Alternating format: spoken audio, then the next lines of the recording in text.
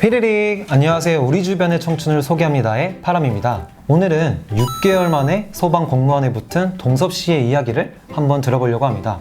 혹시 한번 자기소개를 부탁드려도 될까요? 네, 안녕하세요. 저는 2020년도 소방공무원 시험을 합격한 김동섭이라고 합니다. 네, 그러면 지금부터 우주 청소의 이야기 시작하겠습니다.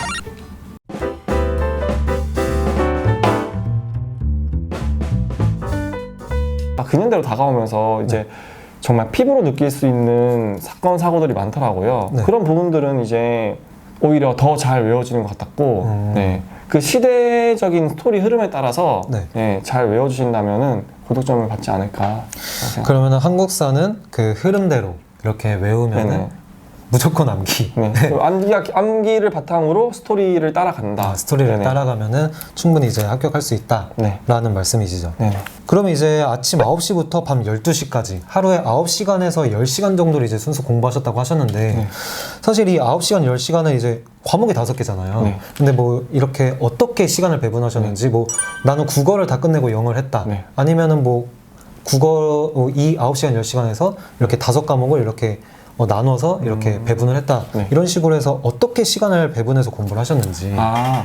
우선은 교과목을 보면은 국어, 영어, 한국사, 소방 관련된 두 과목인데 네. 저는 일단 한국사를 좋아하기 때문에 한국사는 매일 공부했어요. 제가 재밌기 한국사는 때문에 매일. 한국사 자체가 재밌기 때문에 네. 한국사는 매일 공부했고 이제 하루하루 돌아가면서 과목들이 바뀌었거든요. 네. 한국사는 공통 과목으로 가져가고 하루는 영어와 소방학, 그 다음 날은 국어와 소방법 이런 식으로 계속 날마다 돌아갔어요. 그러니까 이제 5과목 중에서 이제 하나, 그 한국사는 일단 빼고 이 네. 4개 중에서 4개를 2개로 분류하고 네. 이렇게 하루마다 이렇게 돌아가면서 하고 네. 대신에 한국사는 매일 하고. 네, 한국사는 매일 했어요. 그러면은 시간 배분은 어떻게 해요? 하루에 그러면은 3과목을 공부하신 거잖아요. 네네. 그러면 이 9시간, 10시간에 네. 그 시간 분배를 어떻게 하셨는지. 근데 뭐 주과목은 더 공부할 수 있고 선택 네. 과목은 덜 할 수 있잖아요. 네. 근데 어떻게 시간 분배를 하셨는지. 저는 일단 9월에 공부를 시작했어요. 9월에 공부를 시작했는데 네. 주요 과목인 국어, 영어, 한국사를 3개월 정도 공부를 했어요. 미리 소방학과, 소방법은 미리 공부하지 않고 네. 주요 과목인 3과목만 이제 2-3달간 먼저 진도를 다 빼놓고 네. 그 이후에 소방학과, 소방법을 공부를 했었는데 늘 공부 배율은 3시간씩 나눴어요. 제가 하루에 순공이 9시간에서 10시간이니까 네. 무조건 그 시간을 균등하게 3시간씩 나눴고요. 뭐 주과목이든 선택 과목이든 네네. 상관없이. 네. 그렇게 시간 배분했고요. 저는 뭐 학습 목표, 진도, 내가 목표한 진도 이런 걸 정해놓은 게 아니라 내가 공부를 했는데 3시간이 지났어. 내가 오늘 이 과목 3시간 한다고 지금 3시간이 지났어. 그럼 거기서 끝나는 거예요. 그 하루 공부가. 네. 이것도 굉장히 중요한 꿀팁이네요.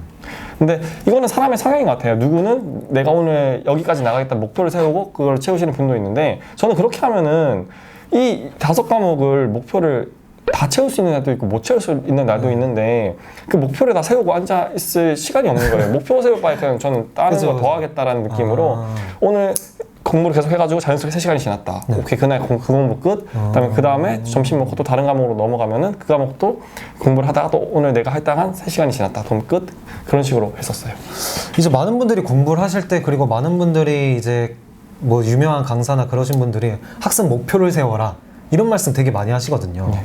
근데 뭐 일단 그게 안 좋다는 얘기는 아니고 이러한 방법도 있다. 그러니까 목표를 세우지 말고 그 시간에 차라리 공부를 해라. 그래서 이렇게 뭐 하루에 몇 시간이면 몇 시간 딱 집중해서 공부를 하고 그 시간이 되면 딱 다른 공부를 하고 이렇게 좀 끊을 수 있는 약간 그런 결단력도 필요할 것 같아요. 네. 이것도 굉장히 중요한 꿀팁이네요. 그러면 이제 6개월 만에, 9개월 만에 소방 공무원에 합격할 수 있었던 비결은 혹시 뭐 얘기 안 한 것 중에 뭐가 있나요? 수험 생활하면서 가장 중요한 건 이건 비결이라기보다는 사실 수험 생활을 하면서 가장 힘든 거는 부담감이에요. 부담감. 그죠, 맞아요. 네. 공무원 시험은 아까 말했듯이 한 번 붙으면 끝이지만 한 번 떨어지면 그걸로 끝이에요. 공무원 시험을 떨어지면 경력이 되는 것도 아니고요. 솔직히 어디 쓸 수 있는 실용 학문도 아니란 말이죠. 그래서 기회 비용이 정말 크단 말이에요. 내가 그걸 붙지 못했을 때 기회 비용의 부담이 가장 큰 시험 중 하나란 말이에요. 근데 이 부분이 저를 가장 힘들게 했거든요. 부담감이? 네네. 그런 부담감과 내가 어떻게 될지 모르는 미래가 가장 나를 불안하게 했는데 어찌 보면은 이런 불안감조차도 내가 내 스스로 만들고 있는 거더라고요. 그쵸. 네. 어쨌든 시험 보기 전까지는 어떻게 될 줄 아무도 모르는 거고, 그렇다면은 내가 나를 믿고 최선을 다해서 공부를 하는 것. 그게 합격에 갈 수 있는 가장 빠른 길이 아닐까 싶어요. 누구나 사람이면 다 불안감이 들고 막연한 생각이 드는 건 마찬가지지만, 네. 그거를 이겨내고 어떻게 나아가느냐. 그게 그 공부를 하는 데 있어서 가장 중요한 거라고 생각합니다. 그럼 동석 씨는 약간 그런 부담감을 어떤 식으로 이겨내나요? 저도 역시 수험생이었기 때문에 부담스러웠지만, 이제 그 앞서 말했듯이 학원에 그런 프로젝트들이 잘 돼 있어요. 그래서 소방공무원 시험, 본격적인 소방공무원 시험을 치기 전에 모의고사를 학원에서 네. 진행을 해요. 근데 그게 또 큰 학원이다 보니까 수강생들도 많고, 또 문제도 괜찮고, 그거를 또 전국 등수, 그다음에 지역 등수, 그다음에 상대 경쟁자랑 했을 때 나의 위치 이런 거 다 파악해 주거든요. 그 시험을 봤는데 제 성적이 괜찮은 거예요. 네. 그게 몇 개월 공부하고 나서 봤을 때였어요? 네네. 그게 이제 3, 4개월 정도 공부했을 때 봤는데 그 성적이 괜찮더라고요. 그래서 그런 지표들을 가지고 내가 공부를 잘하고 있었구나라는 자신감이 붙었던 거죠. 그래서 이제 마지막에는 그런 불안함이나 막연함보다는 들어와라. 다 들어와라. 그냥 누가 들어오든 내가 붙겠다. 이런 자신감으로 임했던 것 같아요. 그러면은 동섭 씨는 혼자 독학을 하셨나요? 독학을 한 건 인강이나 학원이나 뭐 그런 건 안 하셨나요? 그거를 좀 네. 알려주시겠어요? 저는 이제 공무원 시장에서 가장 큰 동네라고 할까요? 그건 노량진이에요. 노량진이 공무원에 특화된, 공무원 공부에 특화된 동네긴 한데, 저는 그 노량진에 직접 가진 않았고요. 집에 있는, 고향에 있는 독서실에서 인강을 들으면서 공부를 했고요. 학원은 안 다니시고? 네. 그 인강이 그 노량진에 있는 강사들의 수업을 그대로 찍어서 저장하는 거예요.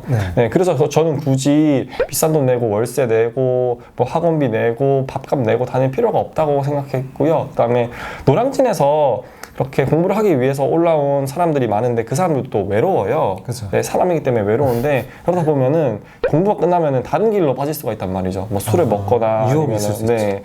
아니면은 뭐 자기 뭐 게임을 한다거나 이성을 만난다거나 이런 식의 다른 유혹에 넘어갈 수도 있는데 저는 그런 걸 생각해서라도 그냥 자기 혼자 공부하는 게 좋지 않나라고 생각합니다. 그럼 혹시 어떤 인강을 들으셨는지 한번 네. 소개해 주실 수 있나요? 저는 공무원 수업하시는 분들은 누구나 아시겠지만 공단기라고 저는 공단기의 소방단기 프리패스를 들었고 저는 한 번에 합격해서 그 지급했던 프리패스의 가격의 일정 부분을 환급을 받았어요. 이런 환급 제도를 통해서 여러분이 합격만 하신다면은 경제적 부담이 훨씬 덜해질 수 있거든요.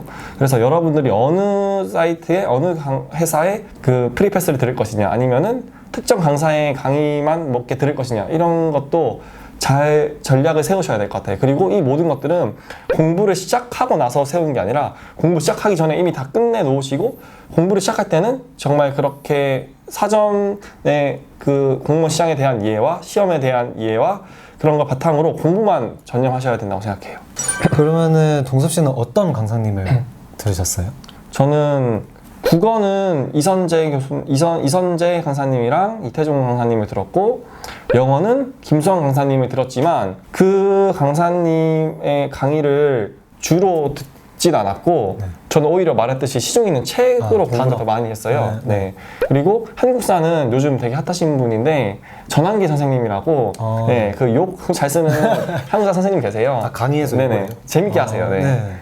그 선생님 계시고 그다음에 소방학과 법은 그 교수님 성함이 김동준 교수님이라고 그분도 되게 재밌게 가르치시는데 강사님들이 연예인화가 돼가지고 그 강사님이 재밌는 정도에 따라서 막 그 과목을 선택하는 사람들도 있거든요. 근데 그것도 굉장히 중요한 요소라고 생각해요. 저도 한국사랑 소방학법은 되게 재밌게 들었었거든요. 이게 재밌게 들으면 또 귀에도 잘 들어오더라고요. 강사님을 선택하실 때 뭐 커리큘럼이라던가 교재나 이런 것도 있겠지만 그럼 강사님의 위트랄까요? 유머 재치도 한번 고려해 보시는 걸 추천드려요. 그럼 이제 마지막으로 소방 공무원을 준비하시는 분들, 공시생이라고 하나요? 공시생 분들에게 마지막으로 한마디 한번 해주세요.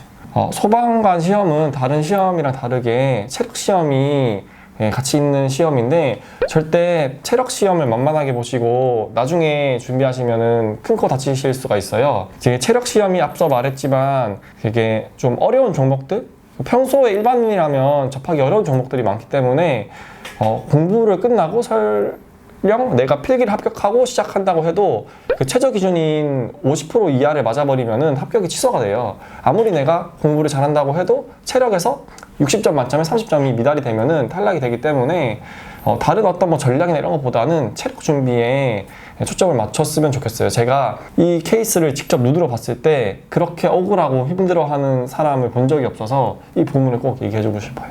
우리 주변의 청춘을 소개합니다. 우주청소에 출연하고 싶으신 분은 하고 싶은 이야기와 사연을 적어서 인스타 DM이나 이메일로 연락 주시면 제가 검토를 해서 바로 연락을 드리도록 하겠습니다.